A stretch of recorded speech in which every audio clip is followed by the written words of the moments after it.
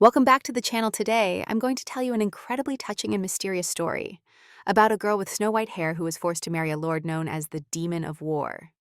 Yuna, the sole heir of Rook Island, sacrificed her own happiness in exchange for magical stones to save her people from the brutal cold. And Archduke Teo, the cold ruler of the north, whose 3 previous wives either died or fled in terror. But there's something special about Yuna that has begun to melt his frozen heart.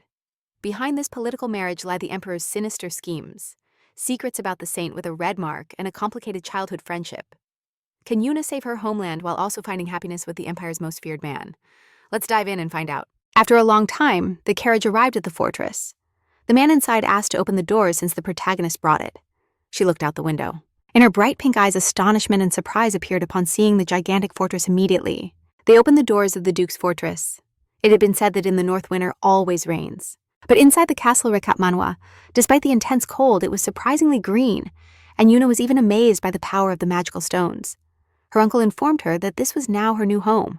From that day on, she was the archbishop's wife. As soon as Yuna got out of the carriage, the maids who received her began to whisper among themselves without hiding it. Her uncle's hand rested on her shoulder, explaining that those from the north tend to be cold with outsiders. On the Ruke Island, where the protagonist was from, the concept of nation did not exist. But for her tribe, the young woman was willing to do anything. She removed her hood and introduced herself with a smile. The maids were instantly surprised by her angelic beauty. Suddenly, a male voice nearby asked if she was his wife, and everyone stirred upon seeing their highness, Lord Theo of Phoenix, covered in blood. He explained that he had just returned from a hunt and extended his bloody hand toward the young woman. As soon as she introduced herself, the protagonist shyly greeted him with a surprisingly warm and firm handshake. However, his voice was quite cold. Yuna didn't think much of it. Suddenly, the Lord announced that there would be no formal wedding ceremony, which surprised the protagonist. Theo revealed that he had already been married 3 times. His previous wives were either missing or dead. A little later, the Lord's secretary showed him where he would live. The quarters were separate from Theo's, and Yule asked him to take it as an opportunity to get used to the place. Little by little to the place, except her room was on the rooftop of the tower, and all the other floors were empty. The protagonist was surprised and excited at the same time, unable to believe she would live there all alone. Lord Phoenix was drinking in his office when Drill arrived, and reported that he had settled the girl in the North Tower. However, Drill was very intrigued to know why the Lord was covered in blood, when there had actually been no hunt. Theo explained that it was like a warning. He made her understand that there was no harmony with Yugal. Now she would surely keep quiet like a rat. And upon hearing this, Eulis decided to call David with a smile. The Lord asked if she cried upon learning of the attic, but the advisor said she smiled. Theo's eyes opened wide immediately and he stopped drinking, as this was not what he expected to hear from Eulis. The protagonist was delighted. She was happy with so much personal space. Moreover, thanks to the magical stones, the room was quite warm, and the young woman even warmed her cold hands for a few minutes. She hoped that now, her people could also live in warmth. The beauty recalled the old times. Her father exclaimed indignantly that she couldn't marry a man she had never seen in her life. However, on the island it was colder, and her people had never experienced winter before. That was why the young woman had already decided everything.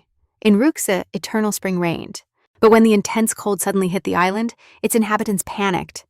Until now, there had been no need for magical crystals.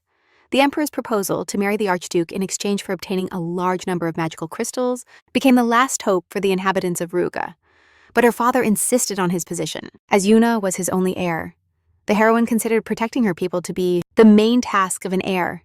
Every time the protagonist reminded herself that she would overcome it, she constantly remembered that her uncle Delkin was on her side and the Lord's secretary. Ellis had seemed kind.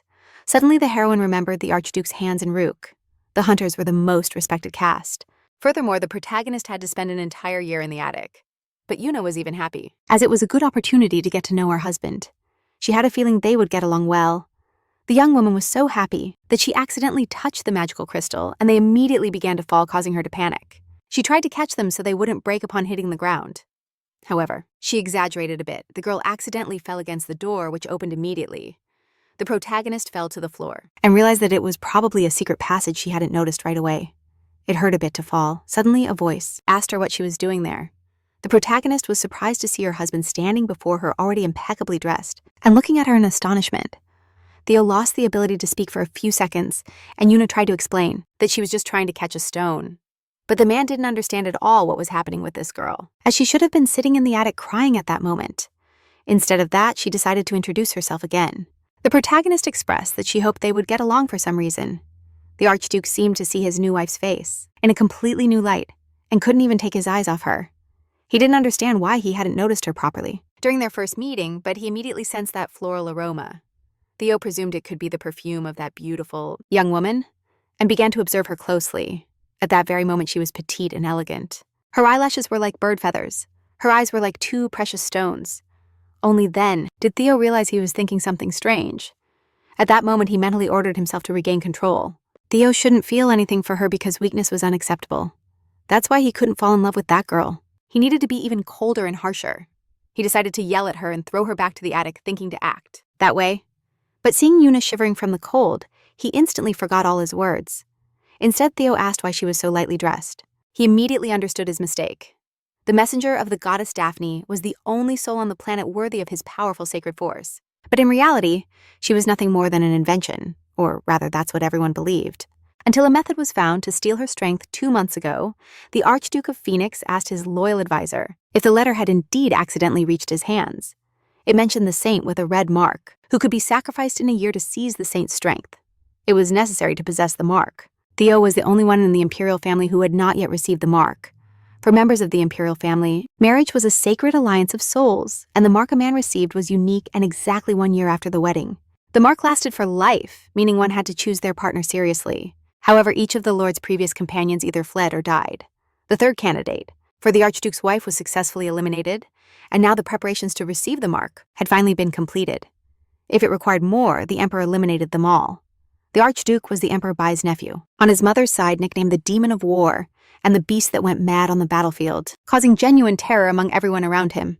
At 15, Theo lost his mother and stepped into a battlefield for the first time. Since then, fear became an unacceptable luxury for him.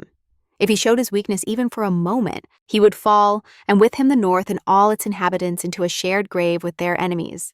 Theo buried his emotions. However, this resulted in his own subjects starting to avoid him.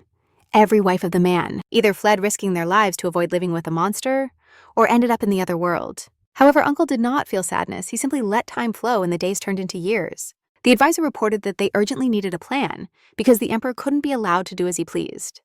Therefore, Theo simply decided to marry her. Yuli got angry and asked how he would marry a woman who would be sacrificed in a year.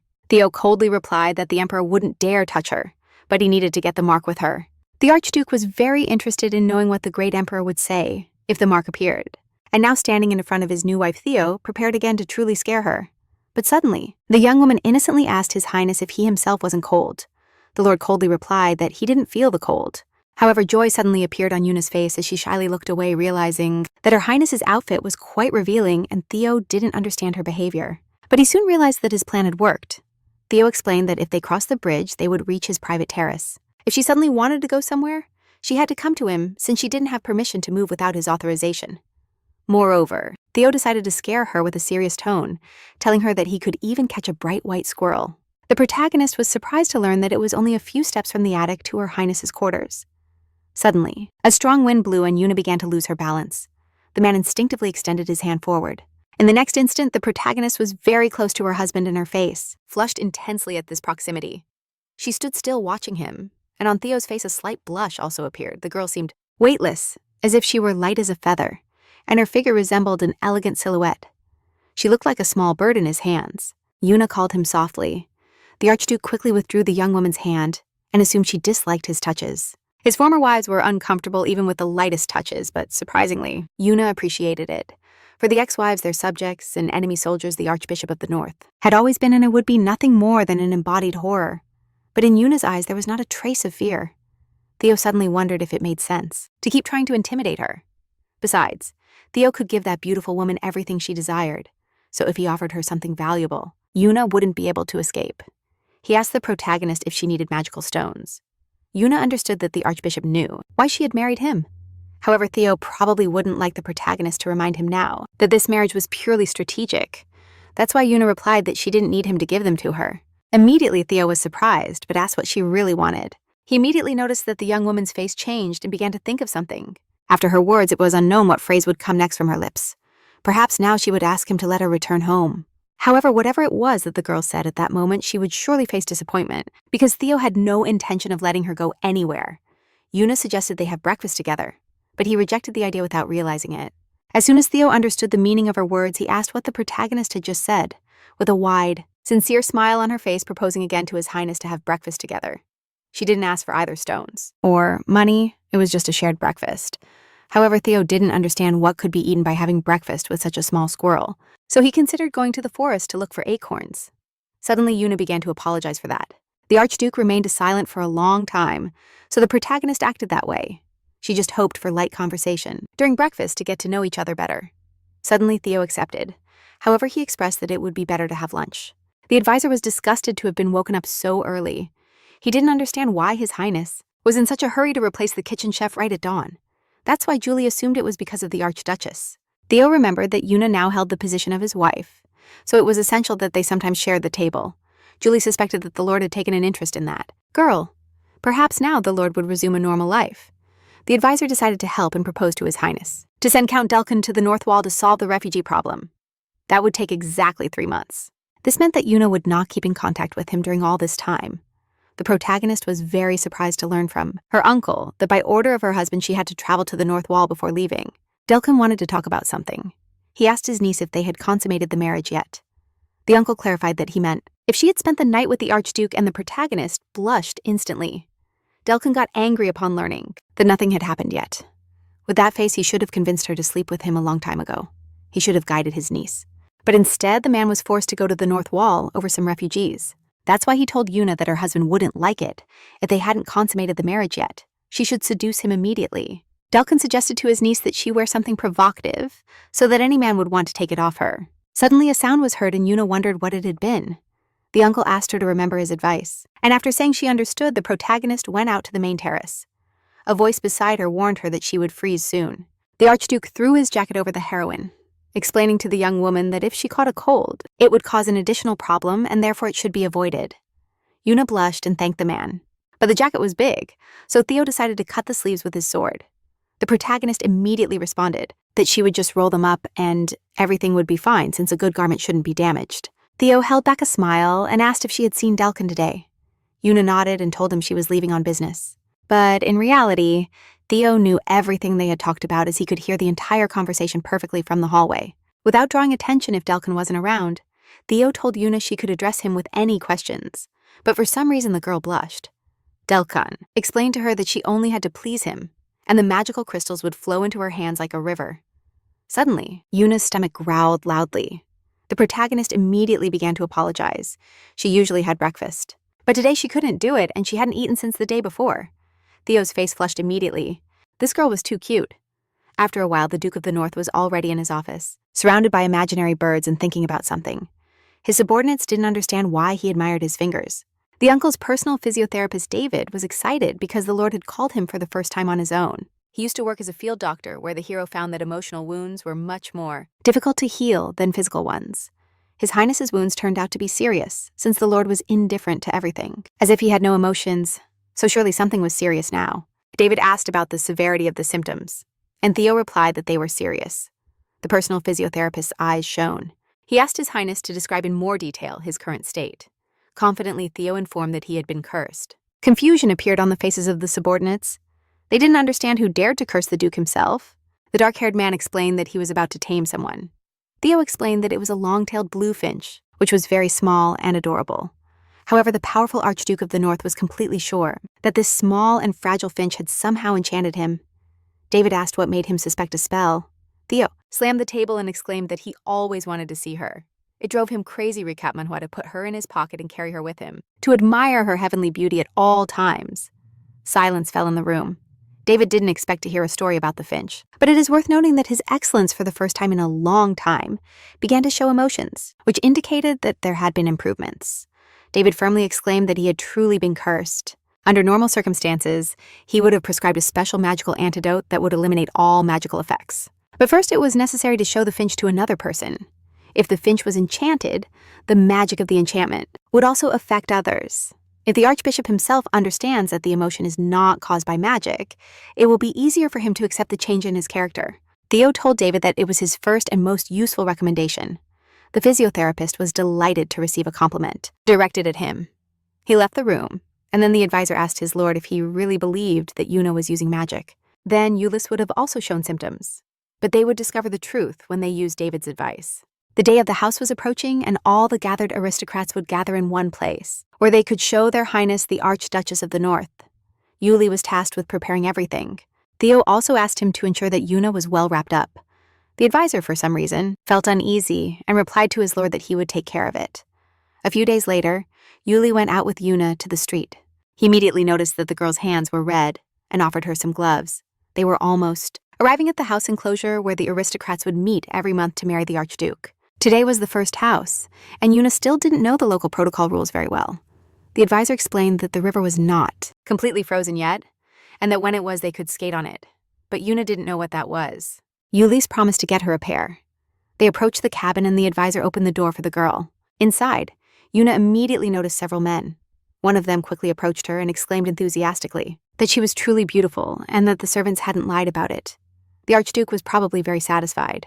Julius asked them not to forget their manners, but they didn't understand what they had said wrong since the girl was really beautiful. So their words were not inappropriate. They knew that she had been sold in exchange for magical stones, which is why they began offering magical stones to the girl. The protagonist clenched her fist because those words directed at her were now uncomfortable. Julius angrily asked what the hell they were saying. The Archduke coldly questioned what they were plotting there. The aristocrats were frightened upon seeing the angry face of the Archduke of the North on the second floor and asked how long he had been there. Theo ordered Julius to take the girl to the second floor. An aristocrat with a trembling voice suggested to His Highness that he leave the house, but the Archduke coldly informed that it had been cancelled. Then he grabbed him roughly by the neck and lifted him with one hand. Theo promised him that he wouldn't leave there dry. The Archbishop tightly grasped the aristocrat's hand and asked if he had accumulated so many magical crystals did he have more than the Archbishop of the North. Then he threw him to the ground. Theo ordered coldly that they listen carefully now. They had to leave quietly and leave. But if they sacrificed the hidden crystals to the Empire, they would keep their limbs. The Archbishop requested that it be transmitted that if anyone sullied the honor of the Archbishop, they would lose their life instantly. The aristocrats immediately fled in a panic. The protagonist was sitting on the sofa waiting for her husband. She had never been humiliated like this before. Suddenly, the young woman heard a noise downstairs and began to worry that the Archbishop had encountered problems because of her. However, the man opened the door instantly. Yuna was surprised to see him. He saw how the other aristocrats treated her. Now Theo no longer considered her suitable to be his wife. The man knelt before the young woman and asked her to give him her hand. A look of perplexity appeared on Yuna's face. The Archduke immediately explained that it seemed to him that the young woman had an injury on her hand, and Yuna looked surprised at her arm. Indeed, her hand had reddish nail marks. Theo applied a healing stone ointment and everything healed quickly. He asked with concern if it hurt a lot. Instead of answering his question, the Archduke listened to his wife's apologies for having offended him because of her. Important figures attended this hunt, and maintaining good relations with them was crucial. That's why the protagonist was very distressed. But Theo asked her to remember that in these lands only he was superior to the Archduchess. In his lands he could do whatever he wanted. Theo was the master of these lands, and she was his lady. The protagonist reflected on her husband's words. He was right, as she really had nothing to fear due to her rank as the Archduchess of the North. But her concerns persisted. His Highness was her husband. She withdrew her hand as it felt uncomfortable to think about it. Due to the young woman's reaction, the man deduced that the idea of having to stay there forever was probably tormenting her. Yuna asked if he would leave the house right now. She took off her cape and explained that Euless had prepared a house dress for her. Theo stood still, unable to say anything. That beautiful dress had been specially made for today, so it would be a shame not to wear it properly.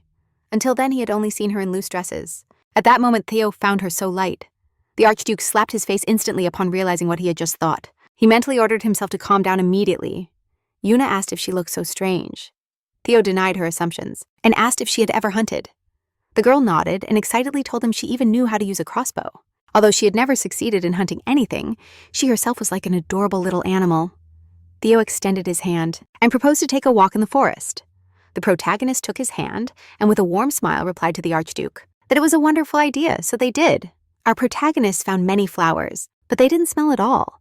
That's because they were cultivated with magical stones, so the flowers were artificial and had no scent. Yuna suggested going in another direction. The aroma of her hair seemed pleasant to our protagonist. While the young woman excitedly observed other flowers, Theo was surprised, thinking it was even good that the flowers had no scent spell or not. That didn't matter. The Archduchess was simply beautiful, nothing more. Suddenly, the young woman informed His Highness that here they could try skating, although she didn't understand what that was. Theo explained that they were boots, to which blades had been attached, but he was worried about the severe weather to which Yuna was not accustomed. The protagonist, with an enthusiastic smile, asked if he would teach her to skate and slide on sleds when it was possible. If she wanted, he would, of course, do it. Suddenly, Theo noticed her red hands and mentally scolded himself for not having brought at least a jacket and something warm for the young woman. Yuna took out of her pocket some gloves and explained that Euless had given them to her. They were big, but at least they gave her hands a lot of warmth. Then the protagonist began to recount how kind Euless was to her, and also how attentive he turned out to be. Theo frowned immediately. Was this the same Euless who had expelled more than one lord from the council? That man was willing to resort to the most cunning and dirtiest methods to win the war, not stopping at anything. Euless insisted with Uncle about his observations, and for some reason, Yuna considered him kind and attentive. Euless immediately felt a chill in his neck that made him shiver from head to toe, and gave him an unsettling feeling, but he assumed it was just a draft. Theo understood that all this was because of the gift. The protagonist also decided to give her something so that she would consider him kind and attentive, but everything seemed inadequate. The man could not stop thinking about what to gift her. Surely he had something appropriate at his side. Theo noticed a red box. Upon opening it, he discovered some earrings with a large ruby inside. At that moment, Euless entered the office. He reported that he had taken care of those lords who stood out during the hunt. Noticing his master's intense gaze, the advisor asked if something was wrong, but the Archduke of the North replied that he didn't even doubt that someone so kind and attentive would have done things as they should be. Julie realized that it was all the glove's fault. He suggested to the lord that he should also gift something to the girl. They immediately browsed the earrings of his mother. The advisor requested to analyze that decision once again, but Theo replied that the girl wasn't going anywhere, and that those earrings were more valuable and significant than mere cloth gloves. Yuli knew that he wouldn't convince that stubborn guy. The Archduke stood up and decided to deliver the gift at that very moment. He approached a shelf and ordered his advisor to move from there, not to stay like a post. Julie smiled as it seemed as if new life had been infused into his master. While Theo carried the gift, his face showed a radiant smile. Upon approaching Yuna's door, he immediately called her. The young woman asked for a moment, and Theo waited anxiously for her to finally come out. However, when she did, he stood still. Yuna was wearing a very revealing dress. Seeing that girl, his skin immediately prickled, and the Archduke didn't understand what kind of magic the girl was under. He immediately began to cover himself with his hands, as he believed she was the maid. Theo said that from now on, he only wanted to see her in that nightgown, although he only thought it and didn't say it aloud. Theo explained that he had come to return something, but as it was uncomfortable for her, he promised to come back later. But Yuna grabbed his arm and asked him to stay, telling him it was not uncomfortable for her. The man understood it must be a terrible spell that controlled her physical reactions. In that room, everything belonged to Yuna, and Theo told her she could take whatever she wanted. With that robe, she looked like cotton candy. Theo handed her a small box. The protagonist's face lit up with surprise upon opening it and seeing its contents. The girl, a bit confused, asked the Archduke of the North if he was really giving it to her, and the blushing man nodded. But Yuna didn't know what to wish for. She truly was happy with the gift.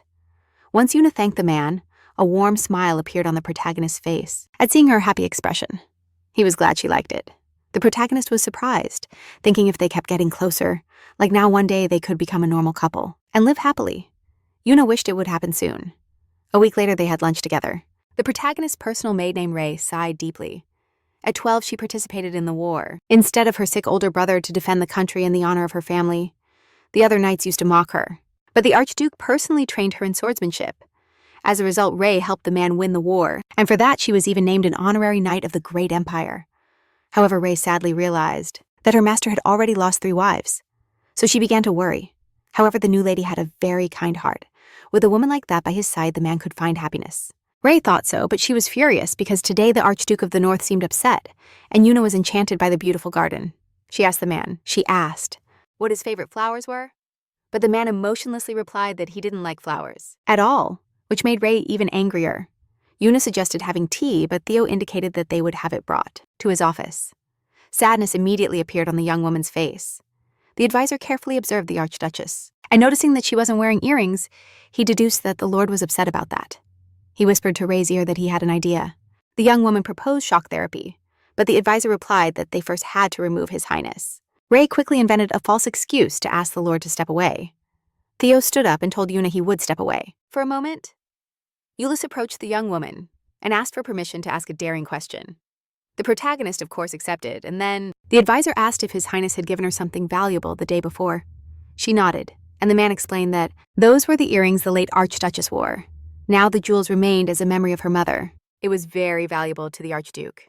The protagonist realized her greatest mistake and asked the advisor what to do in such a delicate situation. She actually had a reason. Ray followed her master. Theo asked the maid if she was planning to betray him as everything was reflected on her face. He angrily asked. The sadness immediately appeared on the young woman's face as the advisor carefully observed the Archduchess. Noticing that she wasn't wearing earrings, he deduced that the gentleman was upset about that. He whispered to Ray that he had an idea. The young woman proposed shock therapy, but the advisor responded that they first needed to separate Her Highness. Ray quickly invented a false excuse to ask the gentleman to step away. Theo stood up and told Yuna that he would step away for a moment. Julius approached the young woman and asked for permission to ask her a daring question. The protagonist, of course, accepted, and then the advisor asked if Her Highness had given her anything valuable the day before. She nodded, and the man explained that those were the earrings worn by the late Archduchess. Now the jewels remained as a memory of her mother. It was very valuable to the Archduke. The protagonist understood her biggest mistake and asked the advisor what to do in such a delicate situation. In reality, she had a reason. Ray followed his master. Theo asked the maid if she was thinking of betraying him since everything was reflected on her face. He asked her angrily why she was being so distant with the lady. She didn't like it in some way, but the man with black hair instantly replied that it wasn't about that, and it was probably him who didn't appeal to the Archduchess. But few are attracted to such cold people. Theo asked if the lady had ever mentioned those earrings. Ray asked his master if he was referring to those earrings, with rubies that belonged to his deceased mother. Now he understood the reason for his master's bad mood, but it wasn't worth getting angry. With rubies that belonged to his deceased mother. Now he understood the reason for the master's bad mood, but it wasn't worth getting angry over. That's why Ray deduced that the lady was saving the valuable accessory for a special occasion, so the master should apologize unexpectedly, and Yuna caught up with them trying to catch her breath. She said she needed to say something, and Yuna handed over the box and explained that they had clarified that those earrings were actually a memento from her late mother. Now she couldn't accept them. Theo was not surprised that such a gift moved her, especially since she had accepted them at first. So he apologized for causing some discomfort, but he still asked Yuna to keep them recap manhwa. However, the protagonist exclaimed that she couldn't wear them. The dark-haired man tensed when the young woman suddenly approached him and looked at him with determination. She explained that she simply didn't have pierced ears. It turns out Yuna had a small mark on her earlobe to wear these accessories. The protagonist needed to get her ears pierced, but she couldn't do it alone, yet she couldn't wait to wear them. So she asked her husband pleadingly to help her. The Archduke of the North asked again if she was sure, and the girl nodded, as she had always wanted to wear earrings that her father left for her. A mark here, similar to a piercing, but it was actually a red mark on the body of the saint. The protagonist excitedly communicated that she was specifically asking him because she truly trusted him. He touched her chin and announced that he was starting. Theo was so close that it made Yuna blush. It should hurt a little, but the hero promised to do it as quickly as possible, and Yuna just needed to endure a little. He brought the needle close to her ear. The protagonist closed her eyes tightly as she felt pain. Blood started to come out, and Theo stopped immediately, asking the young woman worriedly if she was okay. He suddenly stood up, determined to call the doctor anyway. But Yuna, with the smiles on her face, remembered that she still had to pierce the other ear, so she could try to do it herself. However, Theo decided to do it himself. After a while, everything was ready. The protagonist put on the earrings and asked His Holiness for his opinion, to which he replied, fascinated, that it was very pretty. Suddenly, his eyes opened wide as he remembered his mother. He also recalled that intense emotion he felt back then, but that was a long time ago. Ignoring the heavy snowfall, he tried to shout "Mom," but Mom was already unconscious amid endless whiteness. A little earlier, Karen Rose had promised her son that she would return soon, so the defense of her lands temporarily passed into her hands. She was more of a knight than a ruler, but during a mission she died serving the Empire. This great woman dedicated her whole conscious life to the conquest of the North, and in the end gave her life for the duchy. Theo had to ensure that her death was not in vain. To protect her legacy, he had to become stronger. Time passed, and at some point, the only memories that Karen Rose ever lived here were a pair of ruby earrings. Theo never paid them much attention, but now he felt sadness. But it disappeared instantly upon seeing the new owner. The man wanted to confess to Yuna that he was very happy she was his wife, but he fell silent and only thanked her. In fact, only family used that form of her name, which is why she liked that the Archduke also used it. The man said he had no nicknames, and everyone just called him Theo, so she could too. The protagonist, of course, accepted. If Theo had given her a family heirloom, that surely meant he already considered her his wife before you could blink. Affectionate names would also arise, and then they would become Mom and Dad. However, the protagonist knew very well that was still far off, but the thought made him smile. The next day, Yuna and Rai went out to the garden. Thanks to the magical stones, the ground didn't freeze, so the flowers had to be constantly cared for. Otherwise, they would be covered in weeds. Yuna commented that the rue flowers had a very sweet scent. Maybe one day they could visit that place together. But the protagonist remembered her uncle's advice, who had asked her not to mention rue often, to avoid drawing attention with strangeness. Now she could only send letters. Yuna was intrigued if it had arrived yet. Her last letter was the normal greeting and some phrases about the bravery of her illustrious one, and that he was the most handsome man in the north. But maybe she went a little overboard. Ray thought something was wrong, but Yuna hurriedly explained that she was distracted. Sometimes the protagonist lamented that time couldn't be reversed, but the maid suddenly saw him, there hidden among the bushes. It seemed he was trying to hide. Ray immediately started waving for the archbishop to hide. The protagonist considered sending another letter to her father, although this time choosing her words carefully. Teo understood that she missed her home, or was Yuna regretting her decision and now wanting to return too? He wasn't going to allow it. That's why Yuna's personal maid was surprised when the man suddenly stood up from among the bushes. The protagonist turned around upon hearing the sound, but Ray quickly urged her to ignore it. He suggested to the lady to show her a beautiful flower. Yuna had barely begun to know him by name when she suddenly thought of annulling the marriage. That's how Teo deduced it, but he wasn't going to allow it. Now Yuna was his wife. Since Yuna arrived, 2 months had already passed. She was eating quite well and did not reject the local cuisine, constantly asking for them to pass on her compliments to the chef. Every day she walked through the garden. Teo had already decided that he had completely forgotten about going back home, so he didn't expect the girl to be so eager to leave. It takes a month to get to Rue. Suddenly, the man realized they could rebuild the village of Rue directly in the duchy. They could even resettle Yuna's compatriots there. He remembered that Yuna had married him for the magical crystals, so Teo would give her even more crystals. The girl definitely wouldn't leave and would stay by his side for the rest of her life. If the emperor or the cancer prevented it, he would simply destroy them.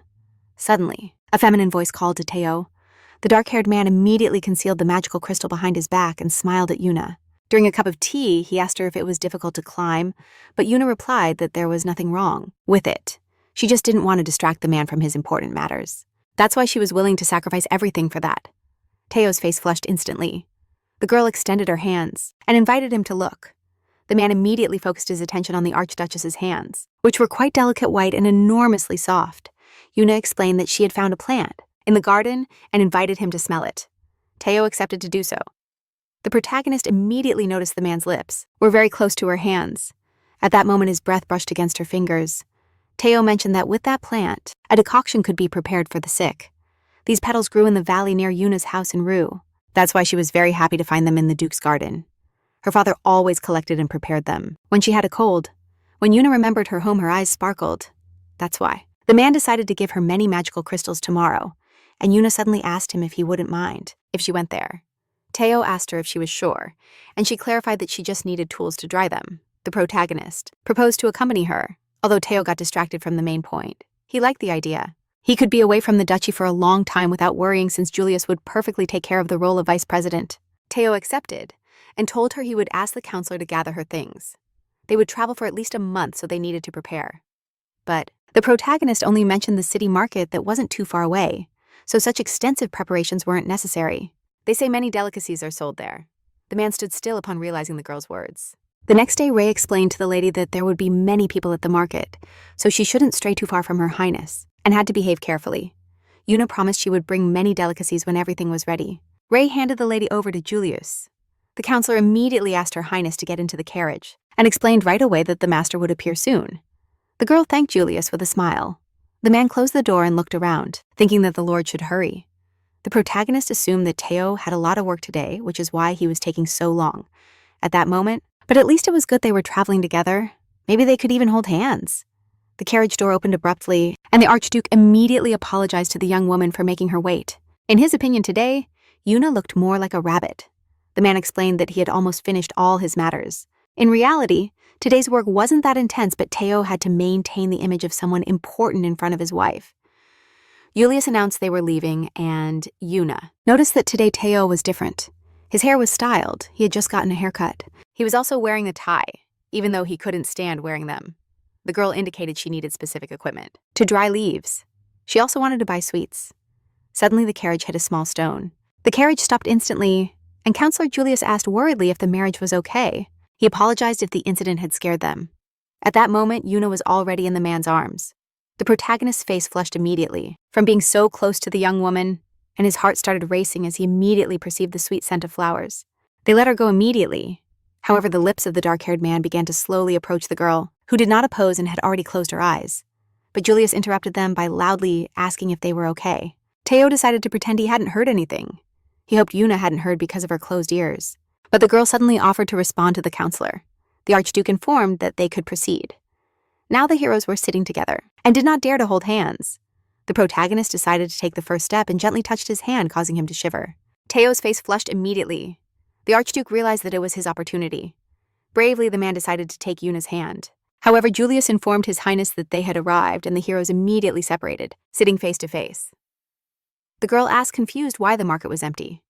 Teo responded thoughtfully that he didn't even know. The protagonist pointed to the tea shop and suggested to the Archduke to go there, to which he accepted without hesitation. Julius assumed it shouldn't take them long. They had to finish in 2 hours, since the man had practically closed the market to the public. Trade in the city stopped, and now people had to wait. The Lord CEO promised they would do their best to hurry. Still, it was comforting to see them happy. The merchant wished a good day to his lord and lady when our heroes left his shop. Now they had picked up everything necessary, and Yuna suggested making one more stop. The merchants looked scared, but the protagonist didn't expect to see anything in them but fear. It wasn't in vain that he had closed the market to buyers. During his visit, Teo didn't want Yuna to realize that everyone was terrified of him. The protagonist pointed to one of the candy shops and told the man she wanted to try one. They had strawberry tangerine, and even peach. The girl selling all of it was surprised by her great height. Her mother had warned her that if she misbehaved, the Archduke would take her away, and that's why the girl was now scared. Yuna asked the young seller to advise her on what to take. The girl looked at the beautiful woman in amazement. The girl commented that strawberries are delicious, but she liked tangerines more, and her little brother loves apples. Then Yuna asked Teo which option to choose. The man said they would take everything. The protagonist laughed and replied to the Archduke that if they ate all those desserts, dinner certainly wouldn't fit, so they decided to try strawberries and tangerines. The people behind the heroes began to whisper. Upon seeing the Archduke, he was tearing people apart, but next to the beautiful Archduchess, he seemed more like a boy completely in love. The girl handed sweets to the lady. Yuna thanked the little girl for helping her choose. The heroine noticed that the seller seemed a bit pale, but the girl hurriedly replied that she just needed to sit down. All this was because of the Archduke. Yuna informed that while she rested, she would watch in the shop. The girl promised she would return soon, recap Manhwa. The protagonist couldn't stop smiling, but as soon as the girl ran off, the young woman confessed to the man that she felt a little unwell. Today it was completely deserted and there was no one in the shops. Now Teo felt guilty. He didn't want Yuna to feel sad, so he signaled to his counselor to open the doors. Immediately a minute passed and the market was already full of people. Yuna hoped someone wanted to buy fruits. A boy saw the candy stall and asked his father to buy him fruit. But the man froze upon seeing the Archduke. As soon as the boy ran to the stall, Yuna offered him to try. The child's father shyly asked for a peach, and the protagonist handed it over immediately, thanking for the purchase. Teo wished them a good meal, and at the pace they were going, the day flew by. Everything was going well, except the protagonist didn't understand why the citizens feared the Archduke. After all, he was very kind. Yuna decided to behave more relaxed, so she offered strawberries to Teo and asked him to try. Her hand slid softly toward the man's, and she herself said that this strawberry was really very delicious. Teo immediately froze. The protagonist was slowly getting closer. In the end, the man tasted the strawberries with sugar. Although he didn't actually like them that much, but for Yuna, he did it. The protagonist proposed to go out to the market again, on another occasion. Teo was not against the idea. Night fell, and the Archbishop was beside the window of his office, constantly reviewing the day's events. Yuna was the first to take his hand. She couldn't believe he liked her too. Teo decided to celebrate the first contact of their hands, and immediately opened a special wine saved for an important moment. Julius entered the office and informed that they had bought everything the merchants couldn't sell before nightfall. The people were very grateful for the Archbishop's initiative. Among the citizens even, the rumor spread that she herself cared about the well-being of the people. Then Julius showed the report about Count Delcane, who had contacted the chief priest of the Temple of Daphne. Teo began to study the report carefully. It seemed suspicious, and Julius confirmed this suspicion. That meeting took place in the Eye of the Storm, the main temple of the goddess. Daphne was located at the exact center of the Eye of the Storm on top of a mountain, where a vortex had roared since time immemorial. Only chosen priests are allowed access there. Before leaving the temple, he must erase all memories of the time he spent there. Delcon contacted a priest to obtain information about the saint. The chief priest stated that the Archduchess is the saint. The saint is filled with the light of the goddess, pure as snow and radiant as the sun, and she is recognized by the red mark on her ear. When her essence is revealed, everything around will become clear just like her purpose. His Highness received the mark after the stewardship ceremony, and since then on Rue Island, the alternation of seasons began. Near the Eye of the Storm, they found a stone with text in the Rue language, but even Delgun couldn't discover all the details. His Highness also saw no stone when he ran to save his mother. Julius reported that for now he would contact the inhabitants of Rue. Teo didn't understand why, of all places, it was precisely the Eye of the Storm. The Archduke's counselor, climbing the circular stairs with a tired voice, asked his younger sister Maylene to wait a little. She stopped and asked if he was already tired. Julius remembered he had a sedentary job and mountains of papers. Maylene called him a coward and asked him to tell her about the Archduchess, what kind of person she was, and Julius described her as good, and the Archduke cares a lot for her. The man's younger sister heard that they even recently traveled to the city, and there they had a romantic date. But Julius only asked her not to speak nonsense. Then he knocked on the door of her ladyship. The Archduke's counselor informed his lady that he had brought a new maid, and she immediately allowed him to enter. Ray was carefully combing her hair. The protagonist greeted the new girl Maylene, who immediately introduced herself to her ladyship and promised to face her responsibilities seriously. Yuna thanked the girl in advance for her work. In reality, Maylene was a bit angry with her older brother for not telling her that the Archduchess was a real beauty. This was Malyne's first day of work. Ray reported that in that case, she would return to her duties in the training ground. Maylene suggested continuing with hair care instead of Ray. She told the lady that she looked irresistible, that day especially her hair, which enchanted like the first snow. But surely Jun had heard that before. Then Maylene suggested to the lady to take a walk with the Archduke during the snowfall. There is a belief that if you catch the first snow with someone, dear love will last a long time. It was very beautiful and romantic. A smile appeared on the protagonist's face. She would love to be with the Archduke. As true spouses, and the young woman believed this was perfectly achievable. During the walk, Yuna asked how the residents of Phoenix entertained themselves. Maybe they had festivals or markets there. The Archduke used to travel from the fortress to other duchies for work, and actually Yuna would like to visit someplace with him. Upon hearing this, Maylene wished to share her wisdom. She promised to make a list of festivals and attractions in Phoenix. Jin proposed to return and on the way to take a look at the White Tower. The Archduke approached and asked if they were leaving already. The protagonist was happy to see Teo and asked him if he had also decided to go for a walk, to which the man replied with a slight smile that he wanted to get some fresh air. Besides, he thought it would be nice to walk together. Teo noticed an unfamiliar girl, and Maylene immediately introduced herself. The protagonist apologized to His Highness and explained that they had already decided to go to the White Tower, but it was actually black. Teo explained that when it snows, the roof of the tower turns white and the inhabitants take it as a sign that winter is coming. Yuna became interested in when the first snow would fall. She needed to invite him to take a walk. However, the man unexpectedly announced that he didn't know, and in fact hoped there wouldn't be any snow. He hated snow, and the color white already made him nauseous. Yuna asked, stunned, if the first snow wasn't good, but the Archbishop responded sternly that in nature there is no good snow. This surprised the girls. Suddenly, Yuna turned around and announced that she was leaving, since white was so repulsive to her. Maylene immediately apologized to the Lord. The protagonist was confused, not understanding why Yuna reacted this way. Now, a little later, Julius asked if he could present a report. Teo authorized him with a stern look. The counselor was sure that his lordship already knew, but the Archduchess hadn't left the tower all day. He asked her to bring her food to her quarters. The Lord asked harshly why she no longer went out for walks in such a situation. The counselor knew that one inappropriate gesture would cost him his head today. Julius replied that in a sense it could be understood that the young woman didn't want to meet Teo, which is why she didn't go out. The man didn't understand the reasons, so Julius asked what color his lordship's hair was. Teo responded that it was white, and the counselor said that snow is also white. Yesterday the Lord said he couldn't stand even the color of snow, and his lordship thought that rejection also applied to his hair. The Lord was annoyed, and Julius added that she acted according to that logic. Everyone said that the Archduchess's hair was white as snow. Lord Teo quickly approached his counselor and asked indignantly what all that had to do with it. The hero believed that not only were they white, but they had a warm shine. Julius agreed, but what mattered was how she perceived it. She approached the door without haste and announced she would probably leave. The protagonist couldn't let things stay the same, so he determinedly approached his chair and took the vest. He decided to speak with Yuna urgently. He knocked on the door and asked if she was there. There was no answer, so the Archduke explained to the young woman that he needed to tell her something urgent. That's why he wanted to meet to talk. In the end, Yuna opened the door and let him in. The man was surprised to see Yuna wrapped in a warm blanket that covered almost her entire body, except for her face. He asked her to sit down and she agreed. Teo suggested she remove the blanket, but Yuna refused. If the Archduke didn't like her hair because it reminded him of the Man of Snow, then clearly she shouldn't do it. The man immediately approached and removed the blanket from the girl's head. He explained that he never considered that her hair resembled snow. Teo acknowledged that he actually thinks they are very beautiful. And upon hearing this, the protagonist's eyes lit up with surprise. The Archduke apologized to Yuna for having hurt her, but she herself asked for forgiveness for not having understood well. The protagonist confessed that he often feels uncomfortable with her, and Yuna wanted to know why it embarrassed Teo to have forced her to stay in the north. Yuna was shocked to discover that it was because of the snow that the beloved mother of the Archduke of the North died. At first, the Empire had few magical crystals. They were always lacking, so the people of Phoenix suffered from the cold all the time.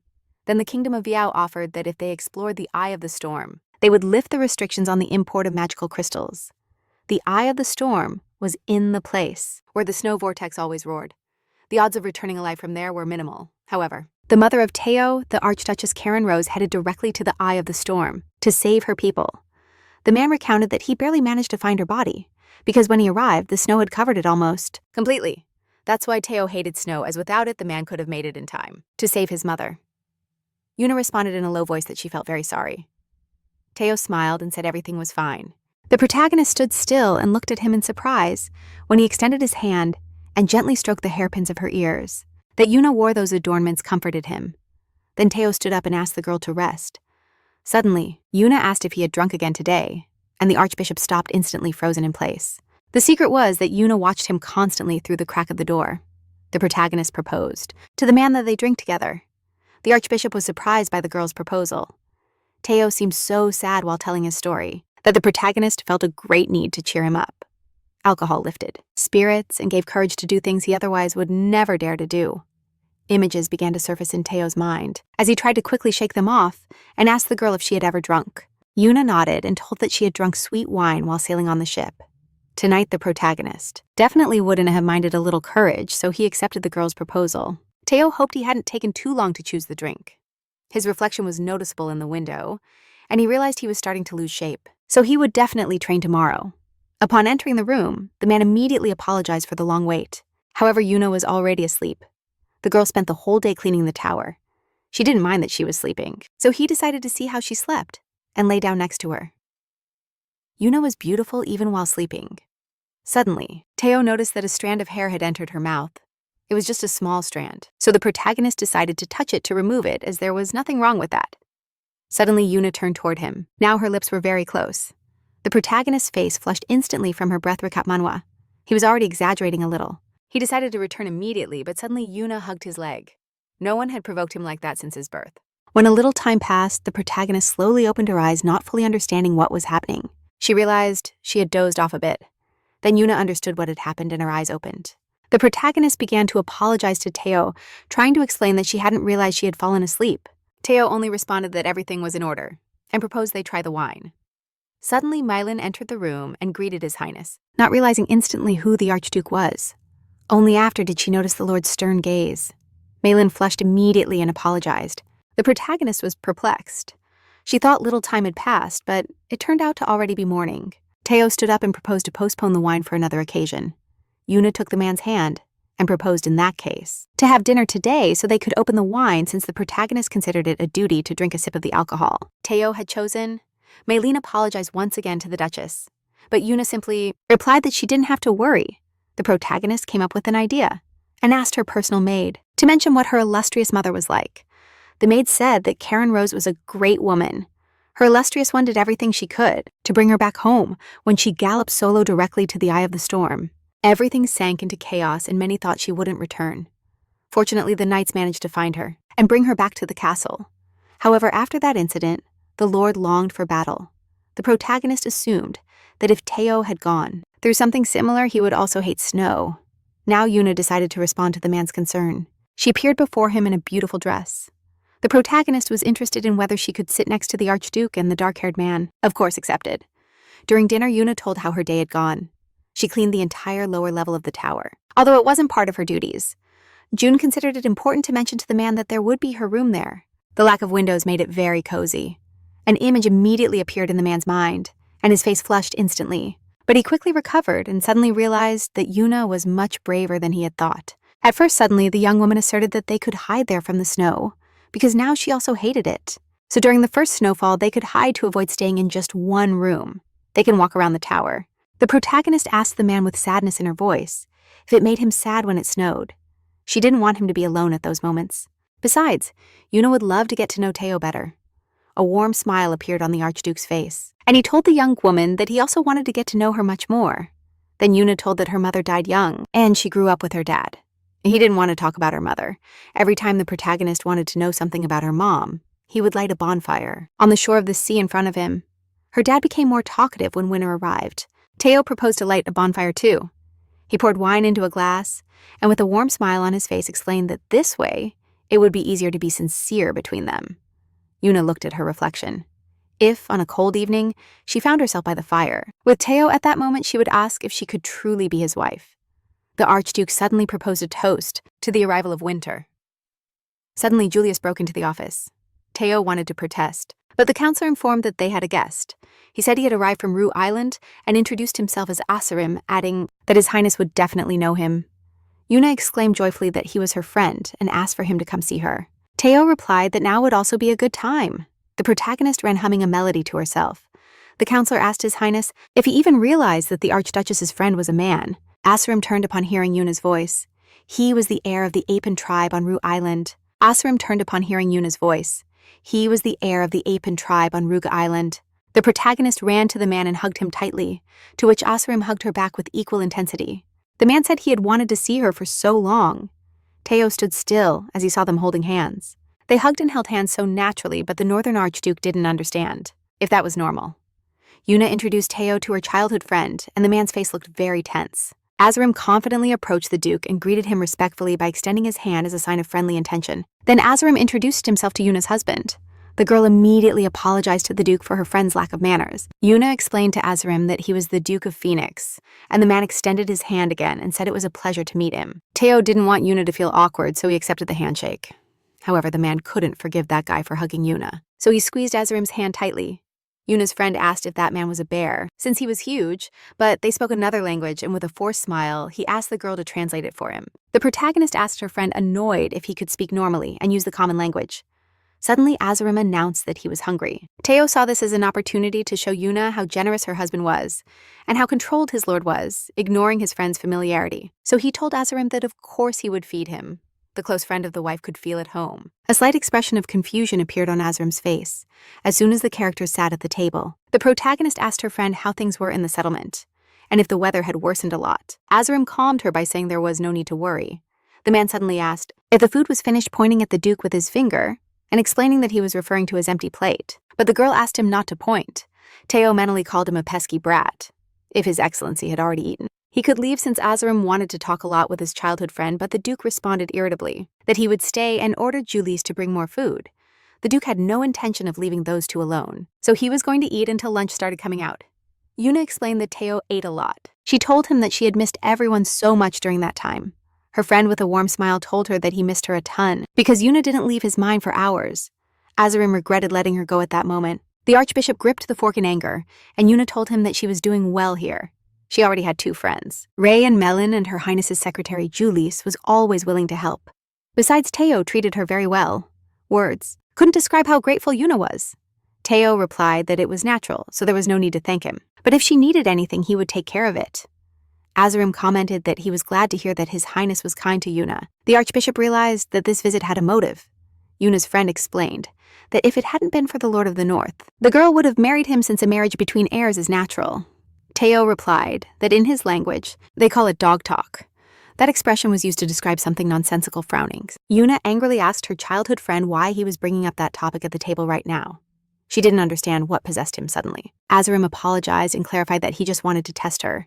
The man explained to his girlfriend in another language that all this was necessary to check his true heart. Yuna wanted to be a good wife to Teo, but the situation was very uncomfortable. Asarim lowered his gaze and apologized. The joke had gone too far, thanking him for taking care of Yuna, and the Archduke, tense, responded that it was part of his duty as a husband. Yuna always said she liked confident men. It was already quite late, so Teo suggested finishing dinner. Asarim told his girlfriend that he already missed the days when they talked about everything without stopping, but Teo informed that the guest rooms were in another place. Yuna's friend was going to say he would stay with her, but the Lord prohibited it instantly. The protagonist suggested to her friend that they talk tomorrow. Teo was only getting more irritated with the whole situation. After a while, he slammed the most expensive bottle of alcohol he had on the table.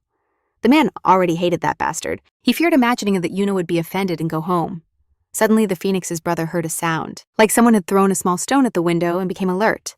It turned out to be Yuna waving at him. It turns out she had forgotten to return something. It was tea made from jasmine leaves. Teo was surprised that Yuna had gone to get something, like that, and the girl replied that she wanted him to try the tea first. Yuna thanked the man for being kind to Azarim that day. The Phoenix's brother smiled and promised to try the tea in the morning. Azarim walked down the hall. He stopped upon hearing a voice from behind ordering him to stop. The Phoenix's brother, with a cold look, capable of terrifying even the bravest, asked Azarim where he was going at such an hour. The man asserted that he didn't allow anyone to call him by his name, so Azarim showed his true face. The Phoenix's brother repeated his question, and Azarim immediately replied that he couldn't sleep. That was why he wanted to see Yuna, right now. Teo asked coldly when he would return home. Azarim answered casually that he initially only planned to meet Yuna and then leave the continent immediately. However, now he understood he had to stay longer. The Archduke remembered that the heir shouldn't be absent from his lands for so long, but Azarim recounted that he became an heir specifically because he wanted to marry Yun. It hurt him that his beloved had to marry someone, like the Duke of the North, who always sought to control everything by force. Azarim was furious because it was Teo, who proposed magical stones in exchange for a wife. The Archduke smiled and recalled that they themselves had accepted, but the dark-skinned man had rejected it from the beginning, and Delkin always seemed like a suspicious guy. But in the end, Azarim himself let Yun leave the house. So now he had no right to complain. Azarim concluded that the Archduke only used his need and desperation as an excuse. That's why he kept Yun here. Now the dark-skinned man understood why the main requirement was marriage. But the Archduke stated he would let him leave alive only for her. Azarim exclaimed that they would meet in the training arena tomorrow, and that Yun must under no circumstances know about it in town. Azarim was popular among the girls. The protagonist asked Mylene if Her Highness looked like a true aristocrat. The personal maid was perplexed by such a question. Yuna said enthusiastically that Her Highness was so stylish and had such attractive and aristocratic facial features. But Mylene knew the Archduke. From another perspective, she suddenly became interested in where Rai was, and Yuna replied that he had been a bit late today. They say a very important event will happen today in the training arena. That's why he was there now. The knights surrounded Azarim and began to ask him questions. The man told them stories about how he took down a bear with a knife. Azarim added that he had talked today recap Manhwa with the maids, who turned out to be very interested. In the knights, he promised to introduce them if they wished. The Archduke coldly asked why they weren't training. Azarim informed the Lord that he had been delayed and acknowledged that he had already started. To think he wouldn't come today at all. Without further ado, Teo threw a wooden sword at his opponent. He asked Azarim to be thankful that the sword wasn't real. The knights immediately began to murmur, since His Highness hadn't faced a duel in a long time, but that guy seemed confident. Azarim got into a fighting stance and asked his opponent why he was afraid, but Teo calmly responded that he was just thinking about how to beat him without at least leaving him limping after the fight.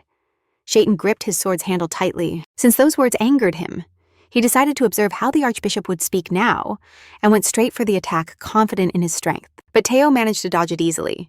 Then Azarim landed another hit that was blocked. The Archbishop's eyes widened instantly when his opponent with an arrogant smile told him that Yun wouldn't be happy here. A person so cruel couldn't be at her side. Those words made Teo relax his guard, and Azarim managed to hit him in the side. The man thought that keeping Yun in such a cold place was simply cruel, but the Archduke calmly asked his rival if he was done talking, or if he had anything else to say. Teo suggested finishing it quickly, giving a few hits to Shaitan and letting him go. Then he was the one who started the attack, saying that 3 hits would be enough. A moment later, Azarim fell to the ground with a crash. He was stunned when the wooden sword broke in his hands, which meant the duel was over, and he had lost. The Archduke said that was enough. As Azarim suspected, this man possessed unimaginable power. He wanted his illustrious self to extend his hand, but Teo simply turned his gaze away with indifference, showing his total disinterest. Azarim stood up and announced he would go to Juno. Seeing the Archbishop's disapproving look, the dark-skinned man asked if he would forbid him. Julian burst into the office and asked Teo with concern if he was okay. The advisor informed him that the Lord had been in the training arena, and his opponent got what he deserved. Julian was alarmed to see blood on his lord's hand, but the Archbishop calmly asked him to relax. Azarim wasn't bad, and that wasn't just boasting. He was quick and knew how to destabilize his opponent. The Archbishop intentionally allowed him to touch him a couple of times before definitively snatching the weapon away.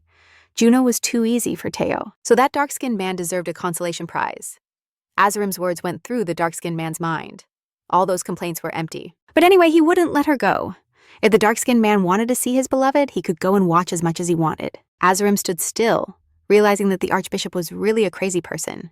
Teo sat in his office, reading a document.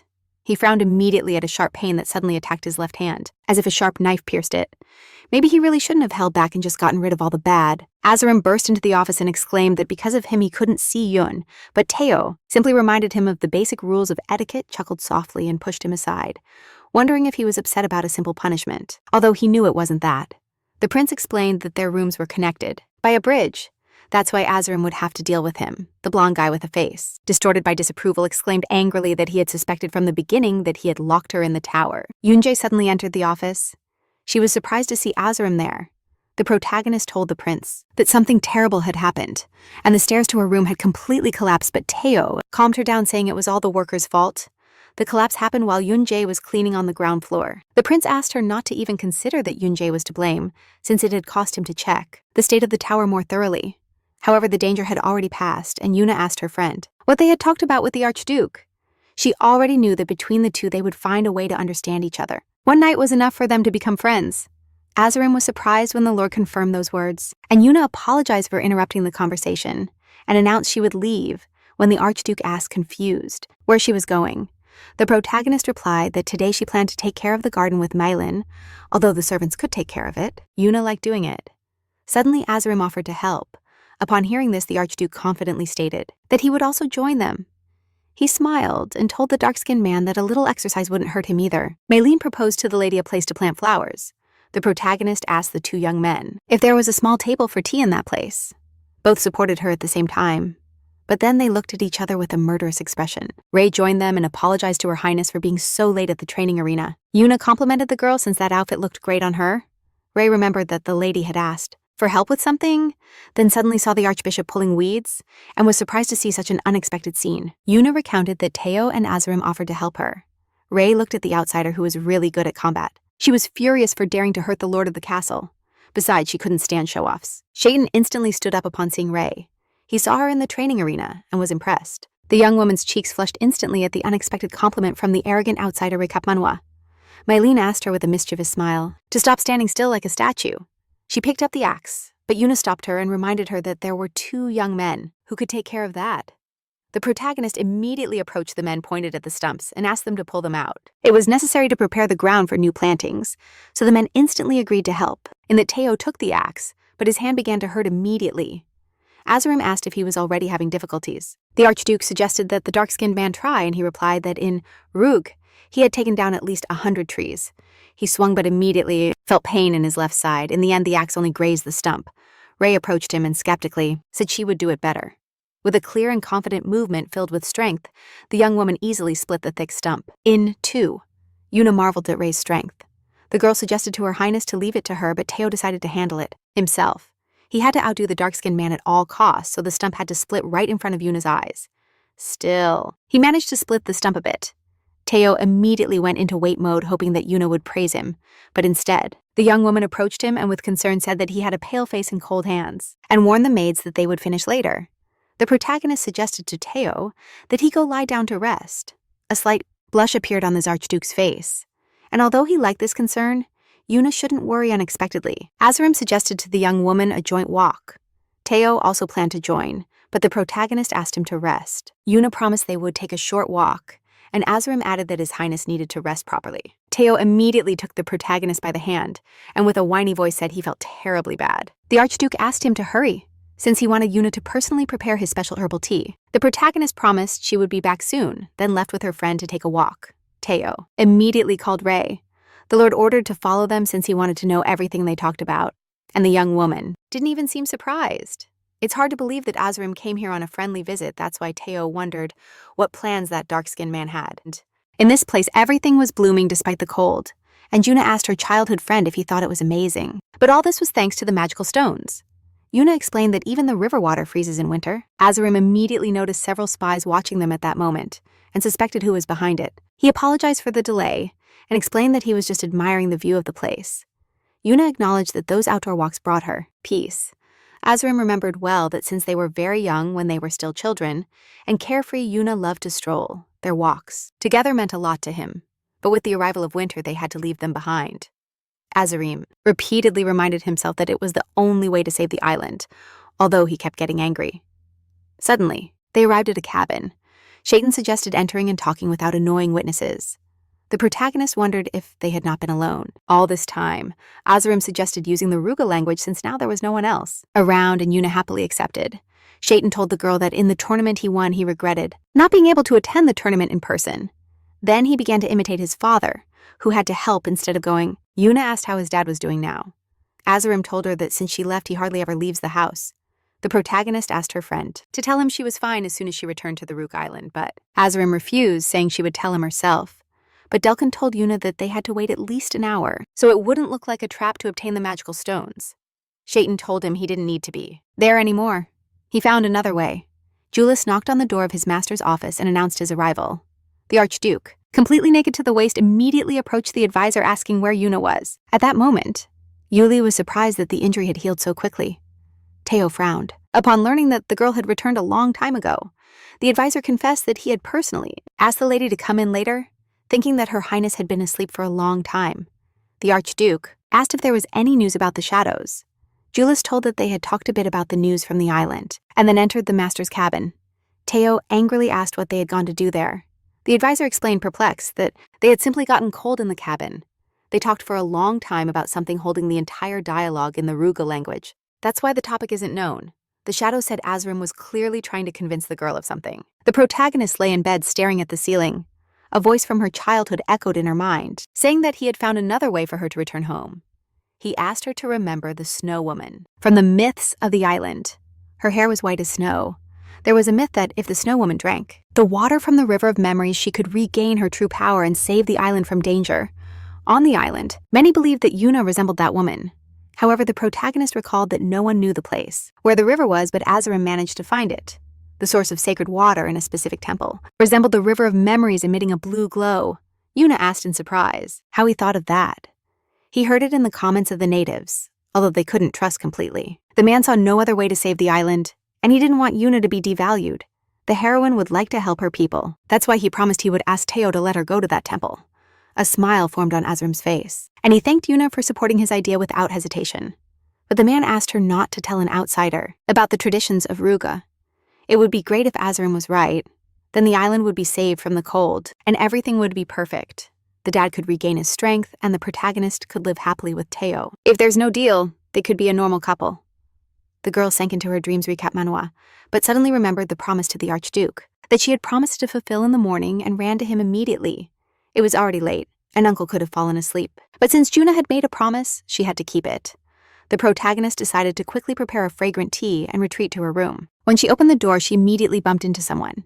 It turned out to be Teo, who hadn't fallen asleep yet. Yuna didn't expect that he had waited for her all this time, and immediately apologized, explaining that she had simply lost track of time. She hoped he wasn't angry now,